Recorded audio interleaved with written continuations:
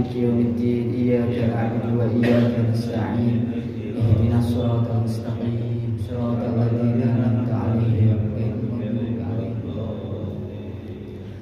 Assalamualaikum warahmatullahi wabarakatuh.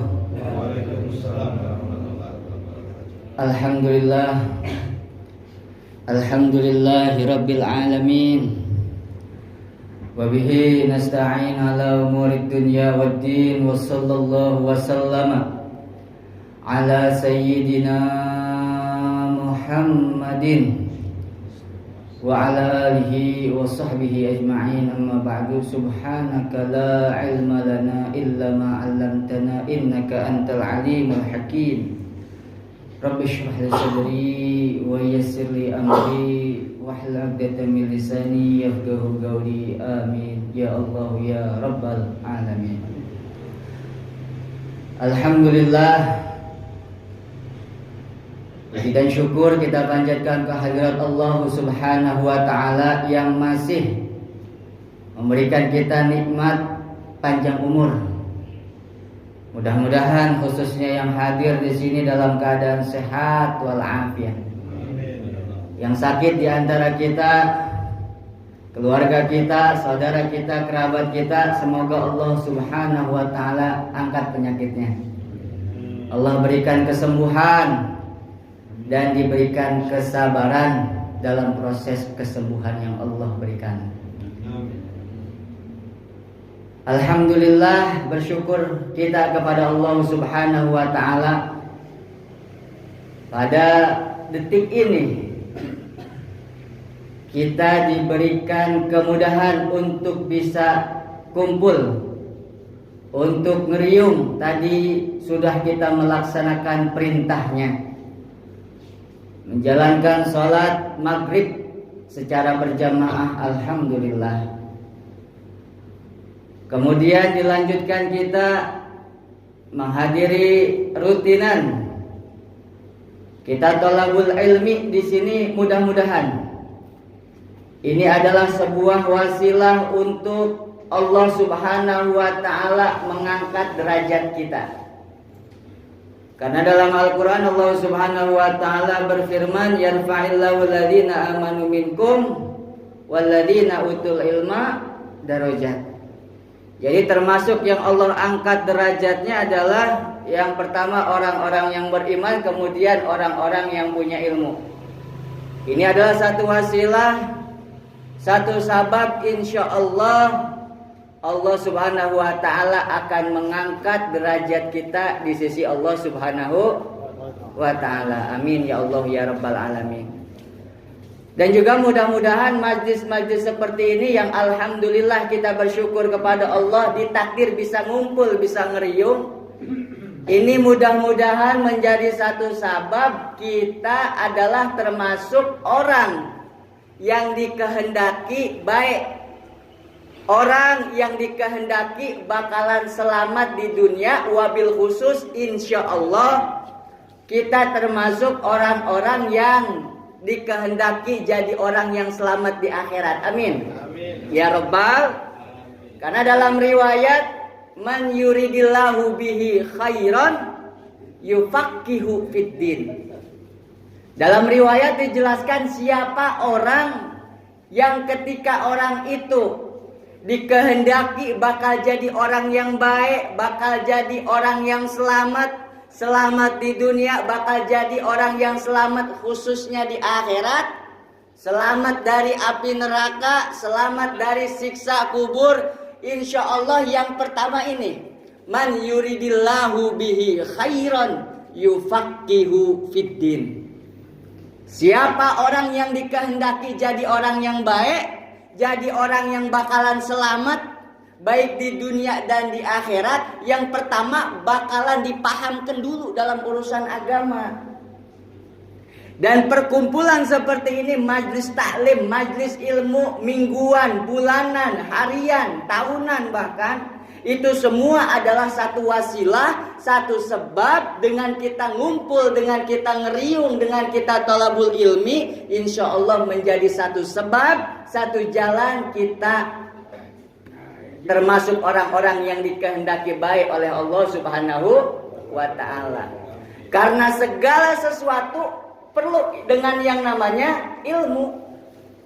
Mungkin sering kita mendengar, para guru-guru juga sering menyampaikan, apapun yang kita lakukan, apapun yang kita kerjakan, kalau tidak didasari dengan ilmunya, udah pasti nggak benar. Apapun aktivitas kita, pekerjaan kita yang kita lakukan, kalau tidak pakai ilmu, udah pasti nggak benar.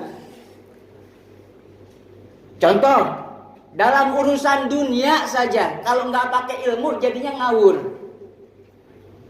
Masak misalnya, masak soto, itu Pak, kalau misalnya nggak pakai ilmunya, nggak bakal jadi soto. Kita mau masak soto nih, kudu tahu porsinya. Pakai kemiri apa enggak, pakai bawang putihnya ukurannya gimana, bawang merahnya seberapa, belum lagi dengan bumbu-bumbu yang lain. Kalau enggak pakai ilmunya, bikin soto pun enggak bakalan jadi, rasanya juga udah pasti enggak bakalan enak. Apalagi dibuat jualan, enggak bakalan laku. Kenapa? Enggak bener, enggak enak, enggak pakai ilmu. Itu urusan duniawi, urusan makanan, soto. Apalagi dalam urusan agama. Makanya Ibn Ruslan mengatakan dalam Nazom Zubatnya, wa kullu man bi ghairi ilmin ya'malu a'maluhu mardudatun la tuqbalu.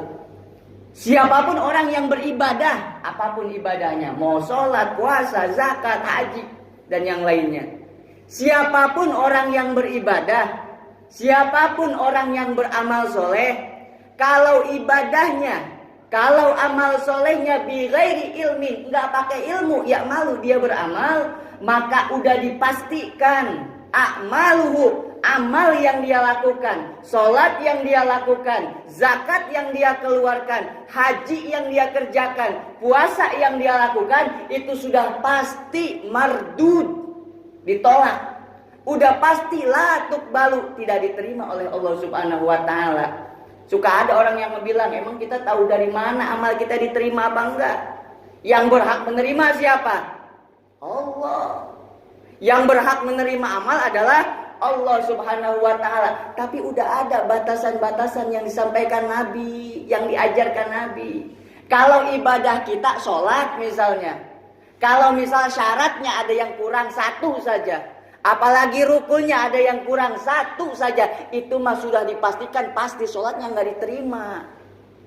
Ada orang sholat tapi ngebuka aurat, udah pasti nggak diterima. Ada termasuk daripada syarat sholat apa? Suci dari hadas, hadas besar ataupun hadas kecil. Itu langsung harus dikaji lagi mengenai tentang wudu sebelum sholat. Karena berhadas, orang yang sholat dengan dalam keadaan berhadas, udah pasti kurang syaratnya. Kalau syaratnya kurang, berarti tidak diterima itu. Sehingga itu yang perlu dikaji. Ada orang wudunya aja nggak bener. Kalau wudunya saja udah nggak bener, udah pasti sholatnya nggak bakalan diterima. Ini banyak. Kadang-kadang saya suka menyampaikan wudu, dia tahu ngebasuh muka, cuma nggak tahu muka itu mana. Padahal sudah dijelaskan, muka yang wajib dibasuh itu kalau kita ngaji dalam kajian fikih, panjangnya muka yang harus kebasuh adalah min mana biti sya'ri rosi, mulai dari tempat tumbuhnya rambut.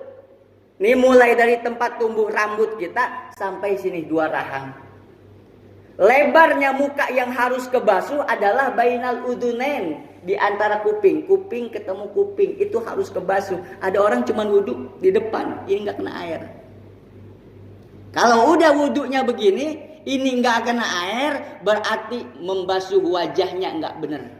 Kalau membasuh wajahnya nggak benar, berarti wudhunya tesah. Kalau wudhunya nggak sah, gimana sholatnya? Udah pasti tidak sah. Itu pentingnya ilmu.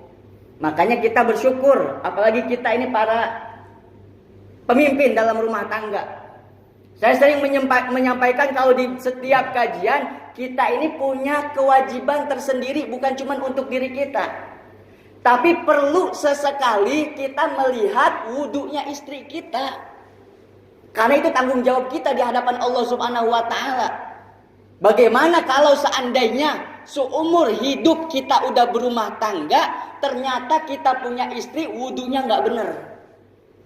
Seumur hidup kita berumah tangga, ternyata sholatnya istri kita nggak benar. Maka kita sebagai kepala rumah tangga yang bertanggung jawab, nanti di hadapan Allah akan dimintai pertanggungjawabannya. Maka banyak sekali nanti dihikayatkan, banyak sekali nanti yang menghalangi orang masuk surga bukan musuhnya.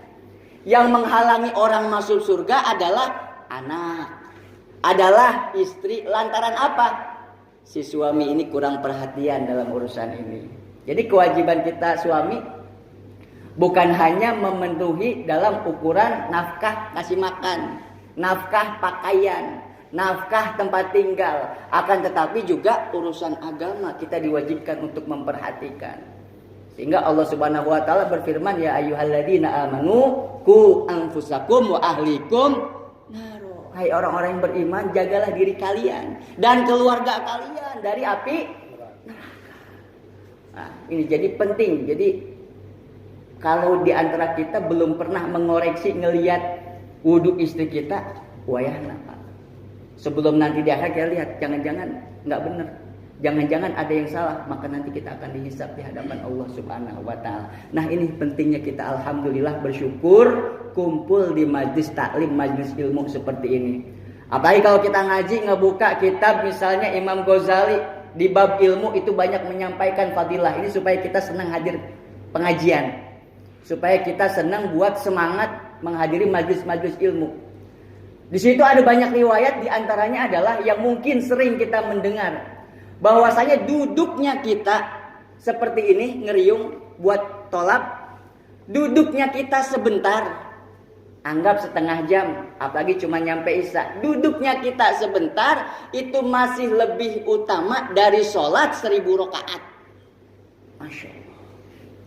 Kalau misalnya kita introspeksi diri, pernah nggak sehari kita sholat sunnah 1000 rakaat? Mungkin bapak-bapak ada yang pernah sholat 1000 rakaat sehari. Kadang-kadang sholat tarawih aja 20 rakaat, keteter kita. Pegel, udah banyak yang dirasa. Apalagi kalau udah usia kita, usia uzur, banyak yang dirasa. Tapi ini kita duduk ngeriung sebentar, sejenak, nggak lama, nggak bakal sampai 1 jam. Maka Allah berikan keistimewaan, Allah berikan keutamaan. Duduk sebentar ini mendapatkan ganjaran, fadilah, keutamaan, keistimewaan lebih baik daripada sholat sunnah 1000 rakaat. Alhamdulillah. Dalam riwayat yang lain ada bahkan mengurus 1000 jenazah, memandikan 1000 jenazah. Ini masih lebih afdol. Jadi kesimpulannya, duduknya kita sebentar buat ngaji, buat hadir rutinan, baik harian, mingguan, bulanan, duduk kita sebentar itu masih ganjarannya lebih besar dari mensolatkan 1000 jenazah, memandikan 1000 jenazah, sholat 1000 rakaat. Masya Allah. Tapi berat memang. Padahal cuma duduk ngedengerin, cuma duduk nyimak, tapi buat melangkahkan kaki godaannya sangat dahsyat, godaannya sangat besar. Mudah-mudahan ini tadi kembali kepada riwayat tadi, man yuridillahu bihi khairan yufaqihu fiddin. Mudah-mudahan ini adalah termasuk satu wasilah Allah Subhanahu wa taala mentakdir kita termasuk orang yang bakalan selamat. Selamat nanti di barzah, selamat nanti di mahsyar, selamat nanti di akhirat, hingga akhirnya dimasukkan ke dalam surga Allah Subhanahu wa taala. Amin ya Allah ya rabbal. Bapak-bapak yang semoga dirahmati oleh Allah Subhanahu wa taala, termasuk bersyukur. Termasuk bersyukur. Bersyukur pun kudu pakai ilmunya. Banyak sekarang orang bersyukur nggak pakai ilmunya, bukan dapat pahala malah dapat murka. Sejatinya kalau yang namanya syukur pasti dapat ridho Allah. Sejatinya yang namanya orang bersyukur pasti dapat rahmat Allah, pasti dapat kasih sayang Allah. Tapi banyak orang bahasanya bersyukur, tapi dia bukan malah dapat rahmat Allah, bukan malah dapat ampunan Allah, tapi ternyata nauzubillah dapat murkanya Allah, dapat kemarahan Allah Subhanahu wa taala. Kenapa? Enggak pakai ilmu. Contohnya apa? Banyak sekarang terjadi nih. Maaf ya, tidak ingin menyinggung siapa-siapa. Sekarang banyak terjadi syukuran kemerdekaan Republik Indonesia. Harusnya yang namanya bersyukur dapat pahala besar. Kita mensyukuri hari kemerdekaan Republik Indonesia, harusnya dapat ridho Allah Subhanahu wa taala. Kusabab nggak pakai ilmu, caranya salah. Masa iya namanya syukur kemerdekaan isinya ngundangnya biduani tak joget dangdutan. Kira-kira itu syukur apa bukan? Bukan syukur, Pak, kufur itu teh. Kemerdekaan ini adalah termasuk nikmat yang besar dari Allah Subhanahu wa taala. Begitu banyak darah yang mengalir. Darah pejuang-pejuang kita. Mereka berjuang, mereka berkorban jiwa, raga, harta demi apa? Mendapatkan kemerdekaan Republik Indonesia. Cuma ternyata sekarang bukan malah ngedoain, lupa sibuk dengan perlombaan-perlombaan yang bukan dapat ridho Allah, malah dapat marahnya Allah. Contoh tadi ada terjadi. Sore tadi ada terjadi. Di satu daerah lomba sepak bola, bapak-bapak pakai kerudung, pakai daster. Kira-kira bener apa enggak itu? Yang dicari kira-kira apa? Maaf ya. Kira-kira yang dicari apa? Cuman lucu.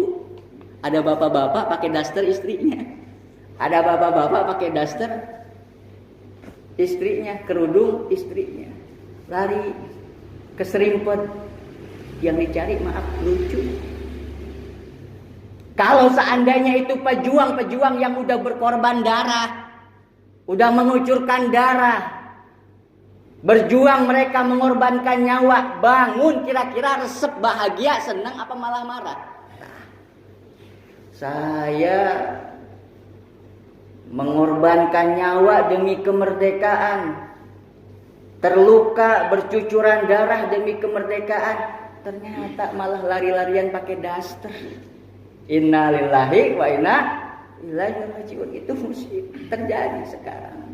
Nah ini yang perlu kita kaji, syukur aja. Kalau nggak pakai ilmunya, bukan malah dapat ridho Allah, bukan malah dapat ampunan Allah, tapi nauzubillah malah Allah marah, malah Nabi marah. Karena sebab apa? Nggak pakai ilmu. Karena kalau syukur yang benar 3. Syukur yang benar dibagi 3. 1, syukur dengan hati. Dengan hati gimana syukur dengan hati?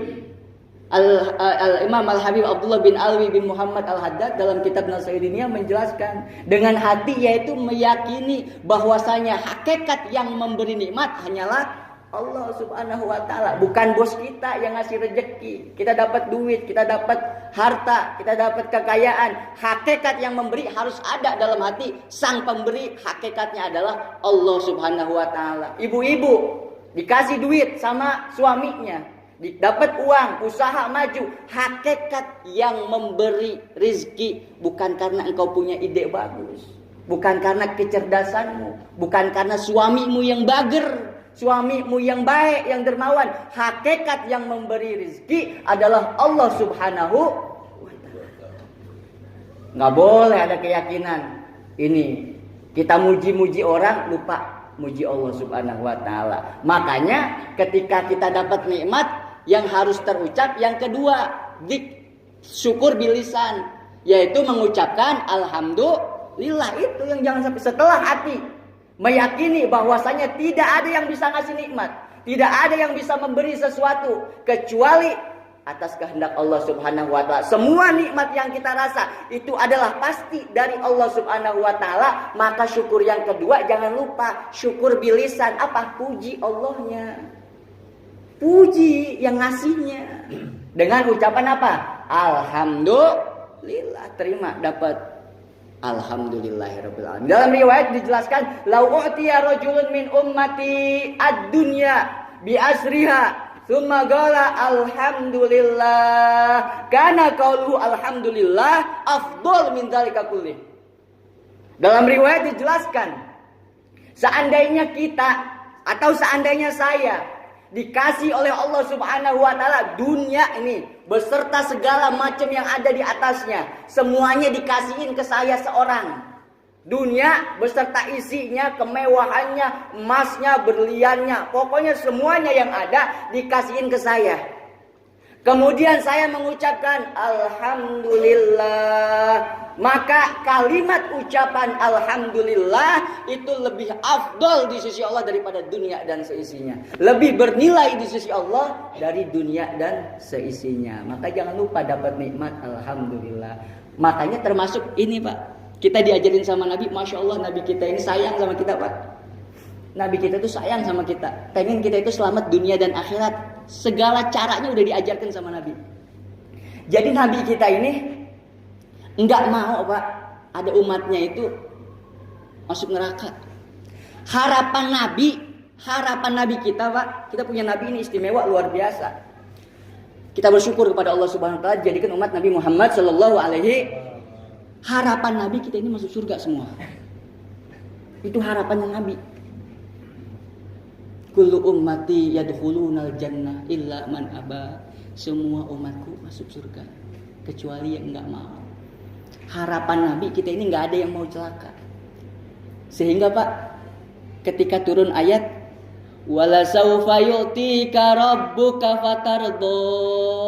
Ketika turun ayat ini dalam tafsir Jalalain bisa Bapak baca.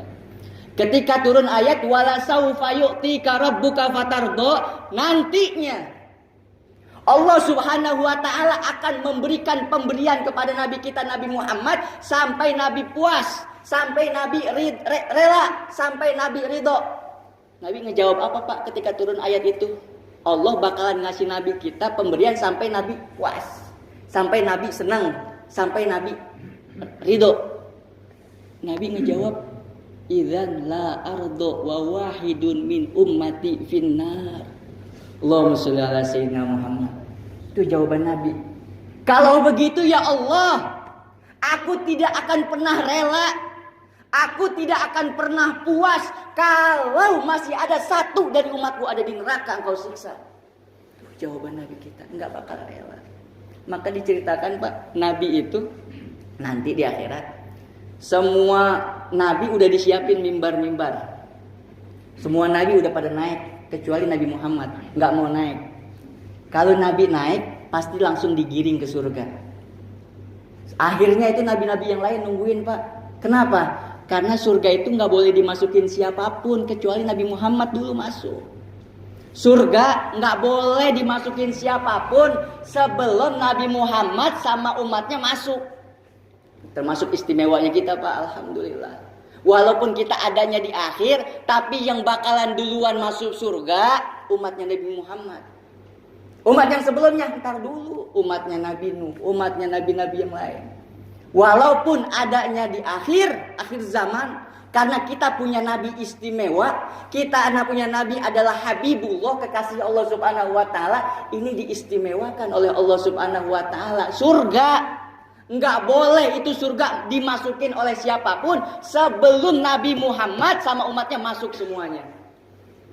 Maka dihikayatkan itu Pak, Nabi enggak mau masuk dulu ke dalam surga, dicari terus dicari hingga akhirnya tidak ada yang tersisa satupun dari umat Nabi diazab di neraka Allah Subhanahu wa taala.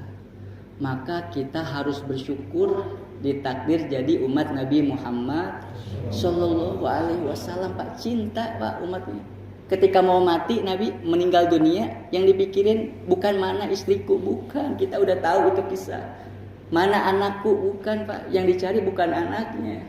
Padahal Sayyidah Fatimah itu putri kecintaan Rasulullah, putri kesayangan Rasulullah. Yang dicari bukan mana putriku, mana anakku, mana istriku, bukan. Siapa Pak?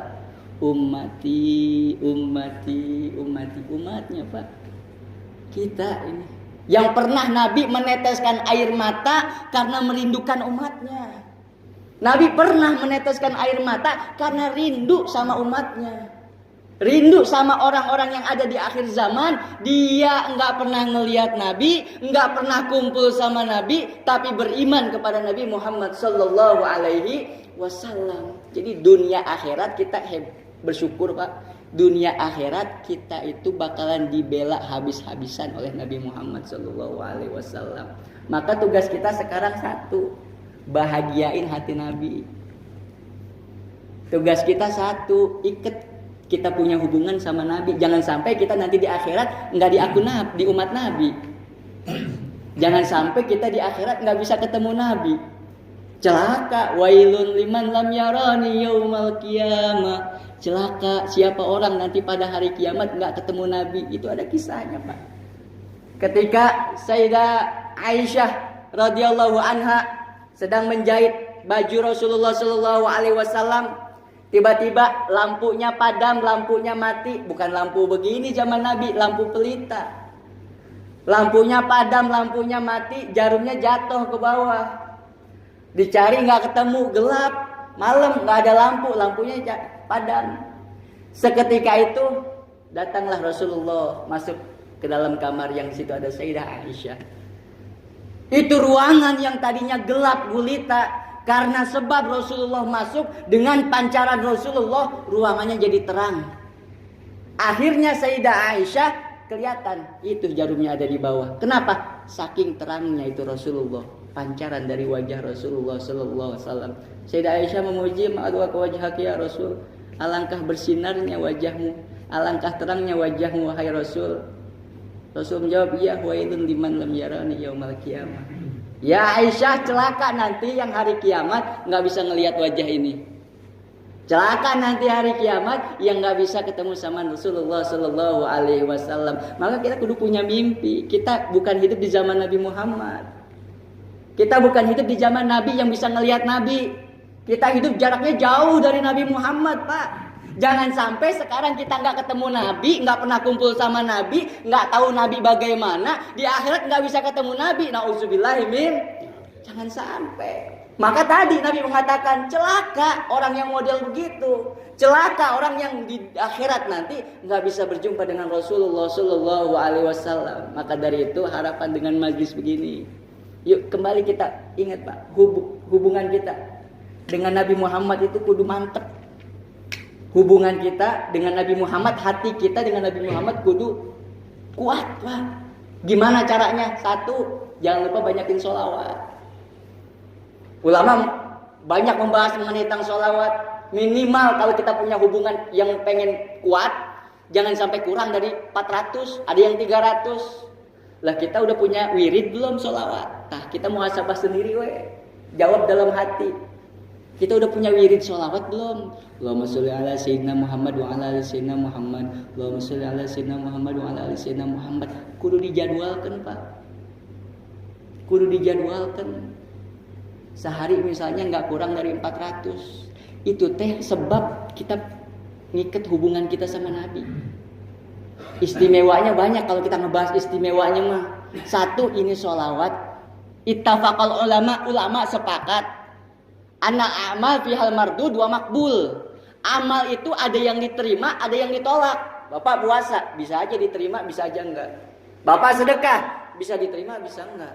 Tergantung ikhlas apa enggak. Ibadah yang lain bisa diterima, bisa enggak. Illa sholah ala Nabi sallallahu alaihi wasallam, kecuali sholawat. Fa innaha maqtu'un biqabuliha. Sholawat kepada Nabi, Allahumma sholli ala sayyidina Muhammad wa ala ali sayyidina Muhammad. Itu sholawat pasti diterima oleh Allah Subhanahu wa taala. Keistimewaan sholawat. Makanya yang lain zikir belum tentu diterima. Sholawat. Makanya mulai dari sini mudah-mudahan kita yang belum punya rutinan sholawat yang banyak sama Nabi. Aulan nasibi yaumal qiyamah aktsaruhum alayya sholah. Dalam riwayat yang lain, yang paling dekat sama Nabi itu siapa? Yang banyak sholatnya? Bukan. Yang banyak puasanya? Bukan. Siapa? Yang paling banyak sholawat salam kepada Nabi Muhammad sallallahu alaihi wasallam. Maka dari itu rugi kalau kita nggak punya wirid sholawat. Rugi kalau kita nggak punya zikir sholawat salam kepada Nabi Muhammad sallallahu alaihi wasallam. Mudah-mudahan, ayo sama-sama kita konsep diri kita. Mulai saat ini Allah alhamdulillah masih berikan kita umur panjang. Mudah-mudahan berkah umur kita sisanya ini. Sehingga banyakin sholawat salam. Kapan lagi? Yang bisa nyelamatin siapa? Kita mau masuk surga, modal sholat kita yang kadang-kadang sholat mikirin pekerjaan, sholat mikirin pasar, sholat mikirin kebun, sholat mikirin tontonan misalnya. Sholat yang begitu yang bakal nyelamatin kita dari neraka. Sholat yang begitu yang bakal nyelamatin kita ketika ketemu munkar nakir, ketika di dalam kubur. Sholat yang begitu bukan, Pak. Hubungan kita dengan Nabi Muhammad Sallallahu Alaihi Wasallam. Terakhir, ini waktunya karena singkat. Terakhir, hidupkan sunnah-sunnah Nabi. Hidupkan sunnah-sunnah Nabi Muhammad Sallallahu Alaihi Wasallam. Dalam riwayat, man ahya sunnati faqad ahabbani wa man ahabbani kana ma'i fil jannah. Siapa orang yang menghidupkan sunnahku, itu bukti dia cinta kepadaku. Siapa orang cinta kepadaku, di akhirat bersamaku di surga Allah Subhanahu wa taala. Jadi kalau kita orang ngaku banyak cinta, saya cinta sama Nabi. Cuman apakah benar kita cinta sama Nabi? Kita rajin enggak qiyamul lailnya? Kalau cinta sama Nabi pasti sering qiyamul lail. Kalau benar cinta sama Nabi pasti duha enggak kelewat. Khususnya qobliyah ba'diyah enggak kelewat. Qobliyah ba'diyah yang mana di situ kalau dalam kajian fikih dibagi dua, ada yang muakkad, ada yang ghairu muakkad. Yang muakkad Nabi enggak pernah ninggalin salat qobliyah. Bahkan ada riwayat Imam Muslim, siapa orang menjaga qobliyah, siapa orang yang menjaga salat rawatib qobliyah ba'diyah 12 rakaat, bana lahu baitan fil jannah, maka dibangunkan untuknya rumah ada di surga, pasti masuk surga. Apa 12 rakaat yang harus dia jaga? 4 rakaat sebelum zuhur, 2 rakaat setelah zuhur, 2 rakaat setelah maghrib, 2 rakaat setelah isya, 2 rakaat sebelum subuh. Itu 12 rakaat yang masuk kategori rawatib muakkadah. Nabi enggak pernah ninggalin. Mudah-mudahan bubar dari sini Allah Subhanahu wa taala berikan kita kekuatan, bisa banyak sholawat kepada Nabi, bisa meningkatkan sholat sunnah kita, bisa meningkatkan amal soleh kita, dan kelak mudah-mudahan kita dipertemukan dengan Nabi kita disenangi ketika ketemu, dapat syafaat Rasulullah Shallallahu Alaihi Wasallam. Mudah-mudahan wasilah daripada majlis ini Allah Subhanahu Wa Taala angkat penyakit hati kita, penyakit ujub, riya, sum'ah, dengki. Mudah-mudahan majlis ini menjadi majlis kafaroh atas dosa-dosa kita. Bubar dari majlis ini Allah ampuni dosa yang sudah kita lakukan. Allah berikan kita hidayah, Allah berikan kita taufik. Mudah-mudahan Allah Subhanahu Wa Ta'ala matikan kita semua nanti dalam keadaan iman Islam, dalam keadaan husnul khotimah. Amin ya Allah ya Rabbal alamin. Rabbi faj'al mustama'na ghayatu husnul khitami wa atina ma qad sa'alna min atayaka jisami wa akrimil arwaha minna bilika khairil anami wa blibil mukhtar anna min sholati wa salami. Itu saja bapak-bapak yang saya bisa sampaikan di kesempatan malam hari ini. Semoga bermanfaat, dan saya dari Radio Wadi FM membuka kajian fikih setiap hari ada di radio. Barangkali Bapak ingin menyimak sama-sama kita mutolaah, tinggal dibuka radionya frekuensi 91,0, itu khusus dakwah Islam ya, adanya di Bukit Berbunga. Mudah-mudahan di lain waktu, di lain kesempatan kita bisa bersilaturahmi kembali. Hadza minni wa lakum minkum. Wassalamualaikum warahmatullahi wabarakatuh. Waalaikumsalam.